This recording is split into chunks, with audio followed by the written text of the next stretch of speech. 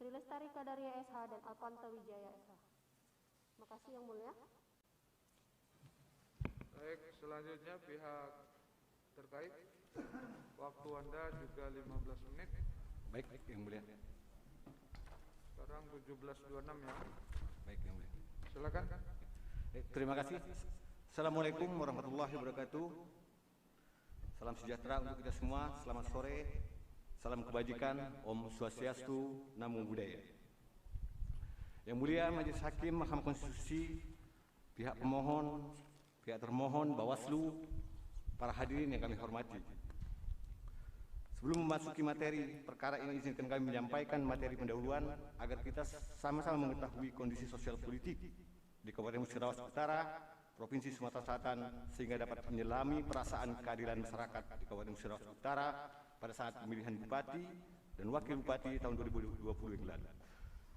Perlu diketahui bahwa pemohon sebagai calon Bupati, pasangan nomor urut 3, Dr. Andes Sarif Hidayat, pada saat pemilihan Bupati adalah menjabat sebagai Bupati Kabupaten Musirawas Utara. Sebagai incumbent, tentunya posisi pemohon paling banyak diuntungkan dibandingkan pihak terkait, maupun pasangan nomor urut 2, Dr. Andes Akis Rofi Ayub dan Baikuni.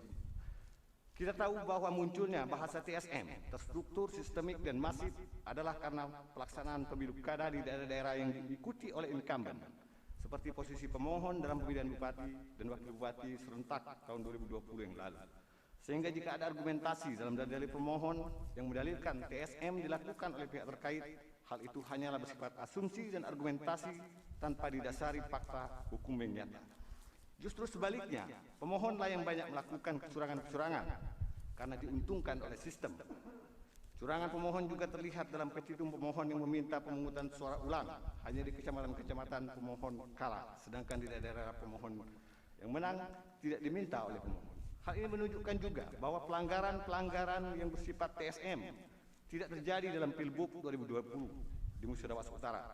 Karena terstruktur itu, pelanggaran harus dilakukan dari Bupati sampai kepada tingkat RT RW, dan kalimat masif dalam TSM itu harus terjadi di seluruh wilayah, bukan hanya pada 4 kecamatan dari 7 kecamatan seperti yang didalilkan pemohon. Pelanggaran-pelanggaran pemilu yang terjadi telah dapat diselesaikan oleh penyelenggara pemilu pada tingkatnya masing-masing, sehingga Mahkamah Konstitusi sebagai lembaga penyelesaian terakhir yang diberikan kewenangan undang-undang untuk menyelesaikan perselisihan hasil pemilihan Bupati dan Wakil Bupati ini, kami berharap banyak dapat memberikan rasa adil bagi masyarakat Kabupaten Musirawas Utara, karena peserta pemilihan Bupati dan Wakil Bupati ini tidak hanya diikuti oleh 2 pasangan, tapi 3 pasangan calon, yakni pihak terkait, pasangan nomor urut 1, nomor urut 2 Dr. Rofi Ayub, dan pemohon sebagai nomor urut 3. Pihak terkait sendiri memperoleh suara 43,5% pemilih, dan pasangan nomor urut 2 21%, dan pemohon memperoleh 35,5%. Tentunya hak konstitusional 66,5% pemilih, pihak terkait, dan pasangan nomor urut 2 juga harus dilindungi oleh Mahkamah Konstitusi, karena tidak mungkin menegakkan konstitusi akan tetapi menyampingkan hak konstitusi pihak lain dalam sistem demokrasi surat terbanyak. Perlu kami sampaikan bahwa keterangan pihak terkait ini terdiri dari 23 halaman dengan 6 subbagian: bagian pendahuluan, eksepsi, kedudukan pemohon, tenggang waktu, pokok permohonan, dan petitum. Pada bagian eksepsi, pihak terkait menanggapi mengenai kuasa pemohon yang dibacakan oleh orang yang tidak mendapatkan kuasa dari pemohon, yakni saudara Muhammad Nasrun, yang dalam permohonan pemohon tidak dicantumkan nama Muhammad Nasrun. Selanjutnya, Mahkamah tidak berwenang memeriksa perkara ini, karena materi yang disampaikan pemohon dalam permohonannya adalah merupakan kewenangan lembaga peradilan lain atau lembaga yang berwenang lain, khususnya berhubungan dengan persyaratan pencalonan dan pelanggaran-pelanggaran pemilu yang sudah terselesaikan pada tingkatnya. Selain itu, dalam eksepsi, pihak terkait juga menguraikan tentang permohonan. Pemohon tidak memiliki kedudukan hukum atau ambang batas. Pasal 158 nomor pihak terkait waktu pembacaan permohonan, saudara hadir tidak? Hadir tidak? Hadir. Waktu pembacaan permohonan. Hadir. Saudara lihat tidak ketika saudara Arsun menyerahkan surat kuasa tambahan? Tidak. Tidak. Kenapa Anda hadir kok tidak melihat? Hari ini mengatakan bahwa itu dibacakan orang yang tidak berhak. Karena dalam permohonannya tidak Iya, surat kuasa tambahan. karena tidak dijelaskan yang mulia waktu itu. Dan tidak ada menjelaskan dalam persidangan ini Ya, Anda tentang kan adanya Anda perubahan advokat kuasa. ya. Ya, oke. Beliau juga advokat. Hargai Siapa yang mulia? apa kode etik dan kemudian apa harkat martabat. Ya, Apalagi Anda satu profesi begitu. siap yang mulia. Silakan. Pasal 158 Undang-Undang Nomor 10 Tahun 2016 tentang pemilihan gubernur dan wakil gubernur, bupati dan wakil bupati yang tidak memenuhi ambang batas 2%. Karena selisih suara pemohon dengan pihak terkait 8,5%.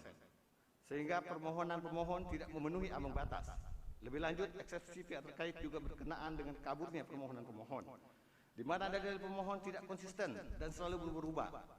Misalnya pada petitum permohonan awal, tidak meminta untuk dibatalkan SK KPU nomor 96 dan 98. Pada perbaikan justru meminta pembatalan SK tersebut.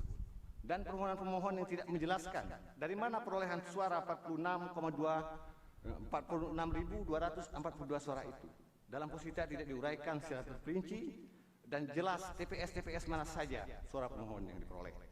Selanjutnya dalam bagian pokok perkara kami menanggapinya dan menguraikannya pada halaman 13 sampai dengan halaman 22 yang semua dalil pemohon kami tolak karena yang dipermasalahkan tersebut telah selesai pada tingkatnya serta tuduhan-tuduhan tanpa bukti dan bersifat asumsi serta emosional sebagai pihak yang kalah, seperti dengan tidak ditandatanganinya berita acara rekapitulasi suara model DA KWK KPU.